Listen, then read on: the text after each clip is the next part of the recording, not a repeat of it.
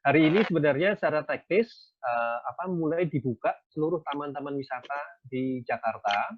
Artinya mulai hari ini sudah boleh warga DKI dan Jabodetabek untuk berkunjung ke ruang-ruang publik. Nah, ini menjadi tantangan kita di pasca pandemi COVID kemarin, kemudian dalam masa PSBB transisi ini menuju ke tatanan baru atau normal baru. Banyak sekali pertanyaan yang ditanyakan kepada teman-teman, apakah aman bagi warga Jakarta bergabung di taman kota. Nah, sambil menunggu bergabung Pak Anies, saya ingin sedikit mengantarkan beberapa catatan yang nanti saya teman-teman untuk diskusikan lebih lanjut. Ya, yang pertama tentu saya ingin jelaskan lebih kepada lanjutan taman kota di era normal baru, ya. Ya, satu itu. Kemudian yang kedua, ya, saya lanjutkan. Ya, lanjut, Mbak. Ya, konteks ini lebih kepada antara kondisi kota dan corona, di mana kita mau tidak mau harus mulai beradaptasi dalam konteks new normal ini. Kemudian nanti teman-teman bisa cerita apa yang bisa dilakukan dalam catatan menuju ke normal baru ini, konteksnya dalam hal kota terutama, dan nanti dalam lebih khususnya adalah bagaimana posisi taman sangat berperan penting dalam mulai dari pandemi sampai dengan ke normal baru. Ya, lanjut. Ya, lanjut dulu Mbak Niken. Nah, ini yang menarik, ini teman-teman bisa lihat hasil sebelumnya Mbak Niken. Ya, sebelumnya tadi. Nah, ini saya ingin sedikit cerita, ini teman-teman nanti bisa bahas lebih lanjut. Lanjut lembar ini, yang studi The Sunday Times ini. Ini kalau kita lihat secara umum juga menarik, karena apa? Perhatikan sebelah kiri, itu ada 5 pekerjaan yang sangat penting, ya.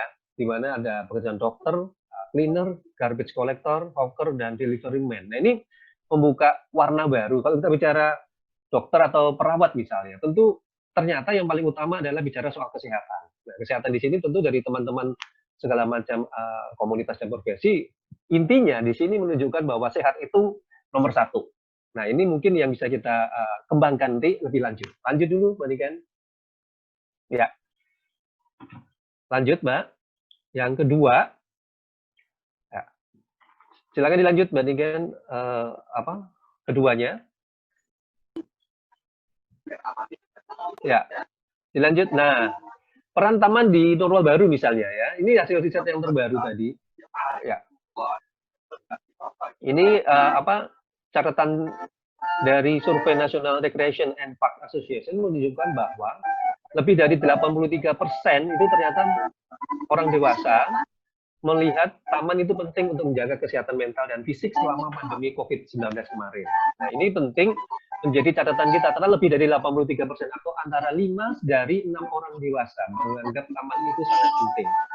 Kemudian catatan selanjutnya, 65% orang tua dan 56% yang bukan orang tua ternyata senang mengajak keluarga untuk pergi ke taman. Nah, dari aktivitas fisik di taman ini ternyata 68%-nya kelompok milenial, 65% dari generasi Z, dan dari baby boomers itu 54%. Kemudian olahraga merupakan alga yang paling penting ya, terutama 59 itu ini untuk berolahraga di taman untuk melepas stres dan menjaga kesehatan selama pandemi, dan 50%-nya itu aktivitas yang paling populer jalan kaki, jogging, dan bersepeda. Nah, ini tentu dengan tetap memperhatikan protokol kesehatan, yaitu jaga jarak fisik dan sebagainya. Lanjut. Ya, lanjut Mbak Niken.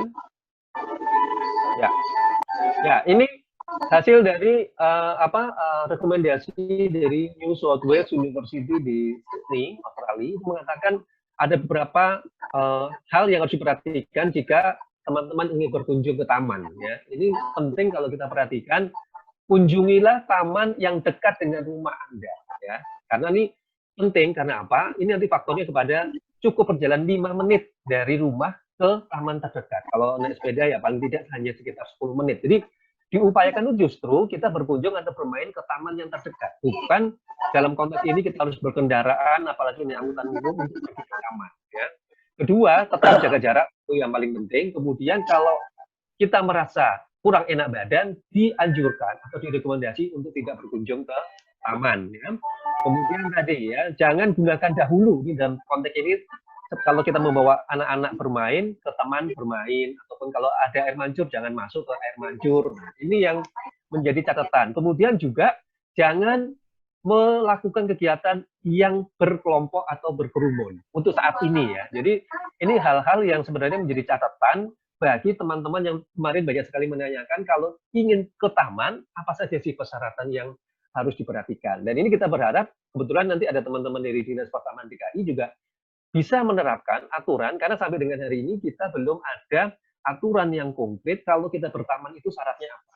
Nah, untuk mal-mal kan sudah ada dan kemudian teman-teman taman-taman wisata juga sudah mulai diperkenalkan hari ini. Nah, khusus untuk taman dan taman wisata, saya rasa juga kita bisa menerapkan 5 syarat yang sudah disyaratkan untuk berkunjung ke taman tadi.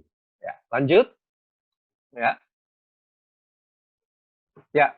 Nah, konteks ini ternyata ada 3 yang menjadi keterkaitan. Nanti teman-teman dari Mas Komputer, Mas Rono juga bisa cerita banyak dan Bu Linda dari Jepang pengalamannya. Ternyata ada 3 syarat, yaitu tadi jalan kaki tadi harus jarak dekat, tidak lebih dari 5 menit. Kemudian kalau bersepeda itu hanya 10 sampai 15 menit dengan lingkungan sekitar. Jadi kaitannya antara jalan kaki, sepeda, dan taman sangat terkait erat. Oleh karena itu, tentu yang didukung sekarang adalah perlunya apa? Trotoar, jalur sepeda, dan juga koneksi antara trotoar, jalur sepeda, dan taman. Nah, ini mungkin PR kita nanti bagaimana mengembangkan kota tadi, posisi taman itu bagian dari kehidupan.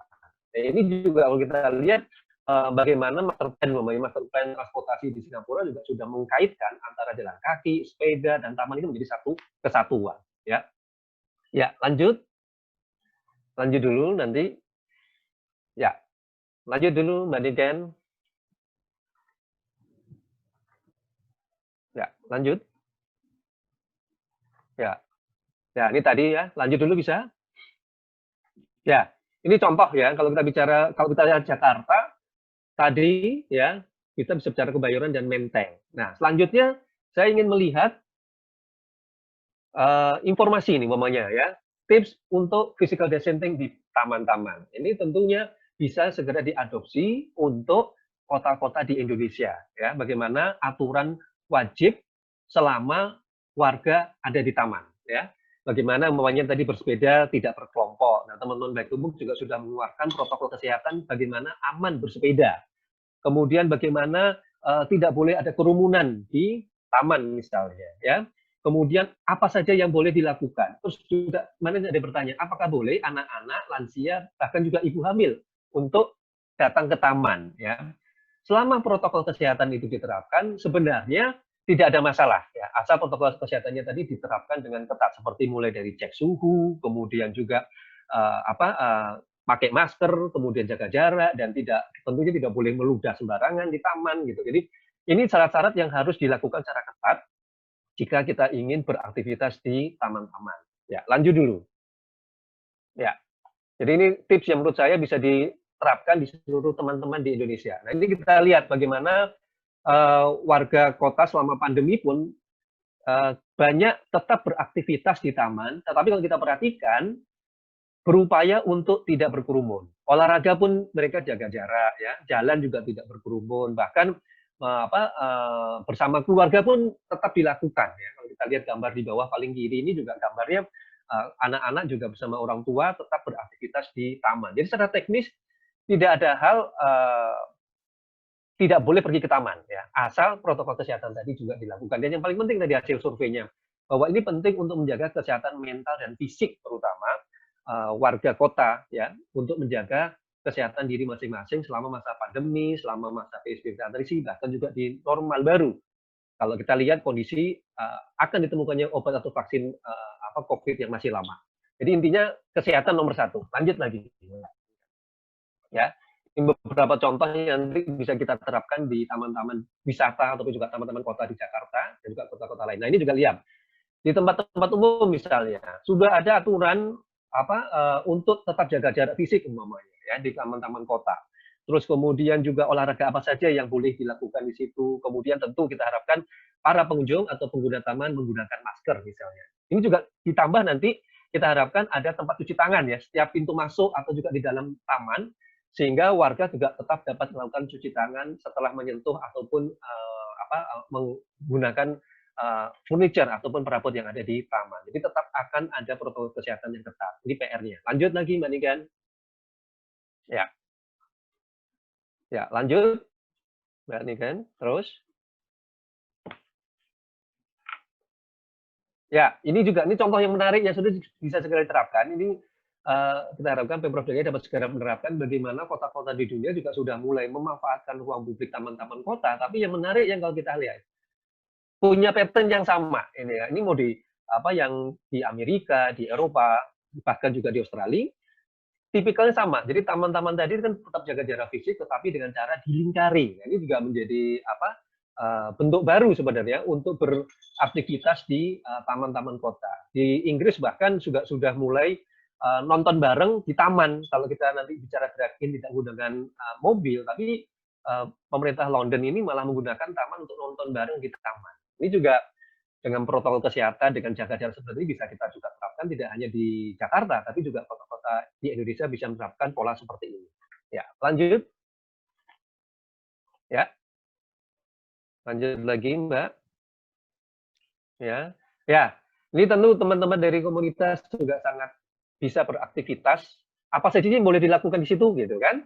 Nah, tentu prinsip dasarnya adalah healthy parks, healthy people. Jadi selama taman kota kita gunakan seoptimal mungkin untuk kesehatan fisik dan mental, dan selama itu juga warga kota akan sehat. Nah, kalau warga kotanya sehat, tidak hanya COVID-19 tentunya, semua segala macam penyakit juga tentunya tidak akan mudah terserang ke warga kota.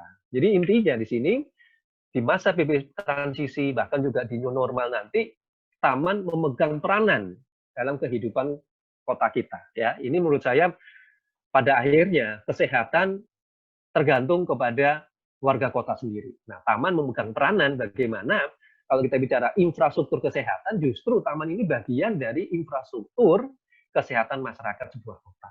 Ya, kira-kira itu ya lanjutan yang bisa saya sampaikan untuk pemantik diskusi lebih lanjut ya. Terakhir, bahkan PBB ya dari UN Habitat dan WHO juga sudah mengeluarkan panduan untuk bagaimana integrasi antara kota dengan perencanaan kota. Nah, ini bisa kita jadikan taman tadi sebagai bagian dari infrastruktur kesehatan masyarakat. Ini tentunya kalau ini diadopsi di kota-kota di kita, saya yakin kota-kota sehat akan lebih banyak, warga juga akan lebih sehat. Ini teman-teman komunitas juga menjadi tanggung jawab bersama bagaimana mengangkat gerakan Ayo ke Taman ini menjadi bagian dari kehidupan warga masyarakat. Nah, kira-kira itu Mbak Niken yang secara umum bisa kita sampaikan.